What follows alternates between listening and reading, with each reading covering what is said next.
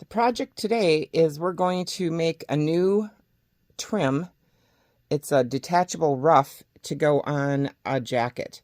And we're going to be making it out of this big wolf pelt. The fellow wanted something that was a little bit more substantial. These have a tendency to wear out, and usually it's because they get trapped behind a person when they drive and they get real rubbed. And this, he just wanted something different. So I've probably made or replaced, about 200 of these. Each one is a little different because of how they attach to the original jacket or parka. But we're going to take this one apart, and this has a zipper and it zips on the other hood. We're going to make our ruff probably about 3 inches longer, and we're going to just do that with fur. We're going to wrap the fur around, and we're going to also make it probably about 2 inches wider.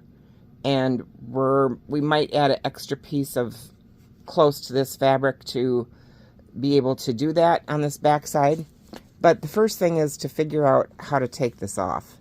A lot of times they're joined differently. The main thing is that you've just got to find an opening or make an opening and, go for it. You don't want to damage the fabric at all. So if you're unsure, cut a little bit into the fur. But I started here, and that's how it was originally sewn on. It was sewn on the ruff was made with a piece of tape all the way around the side, and then the tape was attached to the fabric. And so however you want to do it. But we're going to make one of these and see what happens. I took that wolf pelt and I'm stretching it. The hair is so thick on it that the half-inch staples I had wouldn't even stay down. So I had to pin it with some aluminum push pins. And, the leather on it was kind of different. So it started splitting apart in areas. But it had this bad stain here. I don't think that's going to make too much of a difference, but we'll see what happened. And I had another split down here, so I'm just kind of paper clipping it together so it doesn't spread more. So I got I don't know, this is 40 inches long and across the shoulder about 20 inches wide. And across the rump had some really bad spots in it down here that were bald. This was, a semi-damaged skin. And I got maybe about 22 to 24 inches wide across the rump. So we'll let this dry, and then we're going to see how it will lay out for that collar or that hood ruff. I removed the fox from this detachable fabric strip that zips onto the parka. And what I did was I marked, the hair goes to the back. So I marked on this fabric strip which way the hair went so that I make sure to get the new one put on the correct way. And this originally was sewn on by a sewing machine. And they just had a seam allowance here, and they put a piece of tape, bias tape, or seam binding on the edge, and they just sewed it like this down one side, and then probably turned it like this, sewed the other side, and they did a tunnel and tubed it inside out. So I'm pretty sure that's how this was originally put together. We're going to make ours similar, but not quite the same. This is technically a cross-cut collar. It's made out of crystal fox. The dark section right here on both sides of the hood ruff is where that's closest to the center back. This would be closest to the belly, belly, and the center backs area in here. And they have several pieces that they join together. They're probably 2 or 3 inches apart, or pieces that they join together to get the coloration that they did, which is fine. We're going to be doing a cross-cut collar also, but not out of as many pieces as this was.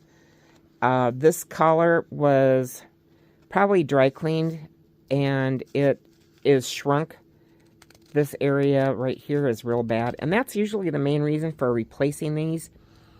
A lot of them don't zip off, even though this zipped off and could have been cleaned properly. It probably was left on the jacket and not detached, so it went through the dry cleaning process, which is not a fur cleaning process, and it wrecked. So that's why we're going to replace this for one thing, and then it got a little rubbed from probably against the headrest, and when they're wearing their coat, they put the hood back, and it rubs on the headrests in cars. It gets worn. We're going to take the wolf skin we have here, and we're going to do a cross-cut collar. So I'm going to cut a couple of panels going down and across, about probably 3 or 4 inches wide, I have to decide. And we're going to section those together after that gets dry. So stay tuned. I want to show you how I prepped that original strip of fabric. The original fabric had interfacing that was this pell-on, but it wasn't press-on. I added a piece of fabric, and the fabric that I added, I used a pell-on that was a press-on, so this is nice. To keep this better, what I did was I top stitched this down so this front facing edge would stay flat, about 1/2 an inch or so from that zipper tape. And that gave me the allowance of the original seam allowance that's underneath here as a ridge that I can sew my fur onto. Then what I did was I came back and I ran another row of stitching to keep that pell-on interfacing from buckling, and I pressed back the edge. This was the original selvage edge right here. I pressed that back. I got this piece of fabric. I put that other press-on interfacing on it, laid it down, the original on top of that, pinned my fabric down flat, and you can see it had a little bit of a curve. So it helped because it was a lot easier doing it like this. I pinned it down, top stitched it right on the selvage edge right here, turned that inside, and it gave me a real good finished edge. I came back, top stitched it once more to keep it secure. Then what I did was I pressed my edges, stitched those down. So that worked out good. I've got a good turn line there. And then I measured the distance that I wanted this, pressed that edge, and so that is going to be my backing for my fur. It's about 4.5 inches, 4 1/4 that I'm going to make my fur. I am going to add a little strip of sheared beaver, black sheared beaver to the edge here, and then do the wolf. So in doing the wolf, what I want to show you is this is going to be I'm using the front neckline right here for my ruff area. And wolf skin, coyote skins have this definition that's right down the center back. Very raised hair that is stiff and it doesn't behave. It's called a hackle. And the hairs in this area are very predominant, very tall. They stick up probably about, I don't know, 2 inches taller than the rest of the pelt. Do you see that? Can you see the difference there? And a lot of people, you leave that in. I think it's kind of unsightly and I don't like it. And to get rid of it, what you do is usually it starts just behind the shoulder blade where it gets really predominant. But to get rid of it, what you do is you just take and you go right down the center of your skin, and I mark the center, and I take a 1/2 inch out on both sides, resew the center back up, and when you join it back up, then you don't have that hackle anymore. We're not going to have to do this on this because I'm using that front area of the skin, but if I were going to go and use any more of it, doing a cross cut, I'd probably take that out. So I've got 2 pairs of mitts set, and I'm also going to take and I'm going to use the rump area down here and cut that off. It was real damaged, so I'm going to see how well this blends and put this on each end of my top part that I'm going to cut up off of the neck for my collar. So we'll see how it goes, but it's very dense. It's a nice skin. It's too bad it had so many damages, but we'll use what we can.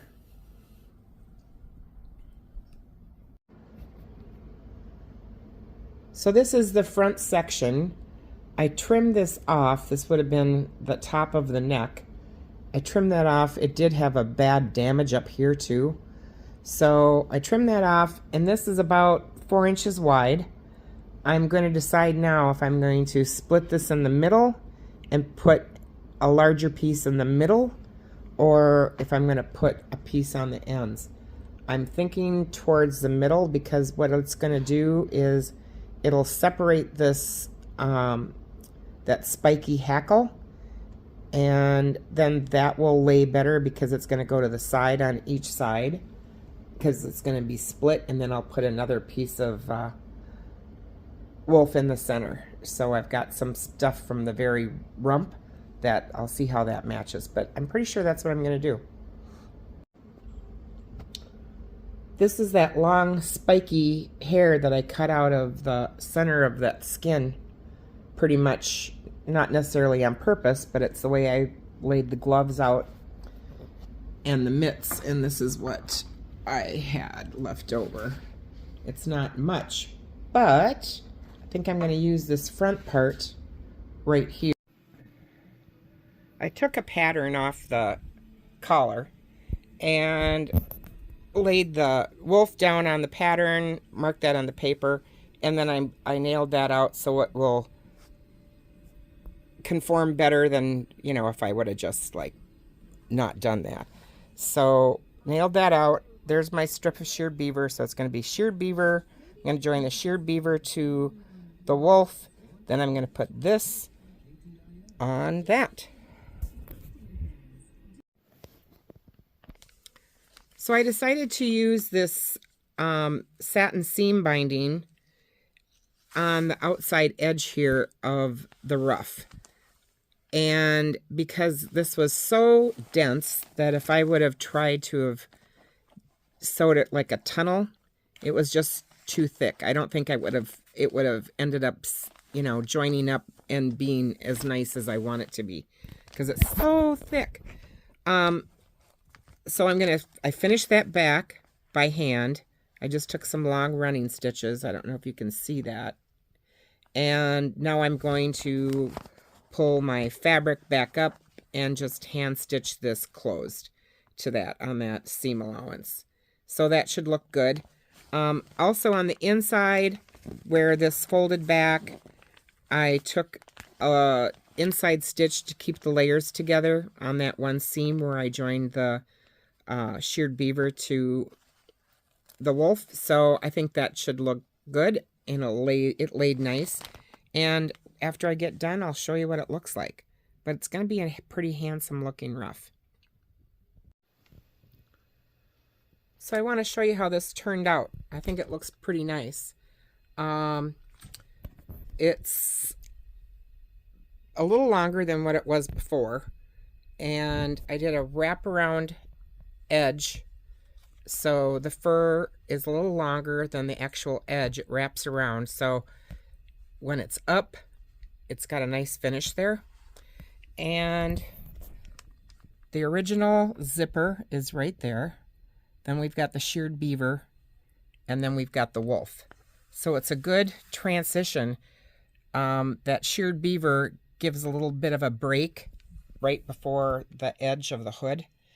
And the backside looks like this. So that was the original width of the ruff facing, and I extended it about 3.5 inches. So the edge right here where I sewed the fabric to that silk tape worked out pretty well. I will say this, next time I don't think I'd cut this to the exact size. I'd leave it longer. I didn't have much of a selvage to turn under there, so it was probably a good idea that I decided to sew it on by hand.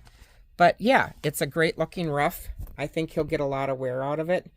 And if you're gonna make these, you do your own, get a YKK 5 zipper, because it's universal. He could switch this from any jacket to another jacket if he just puts on the other half of that zipper. So it's kind of transitional. Good luck sewing. So what we had was that center piece. I did split that, and I put another small piece in the middle to kind of give that a little division. That came down to about here, and then I put this piece in that was from another transition piece, and then I put a piece on the end. So I put several pieces in there, both sides match, and I think it looks good.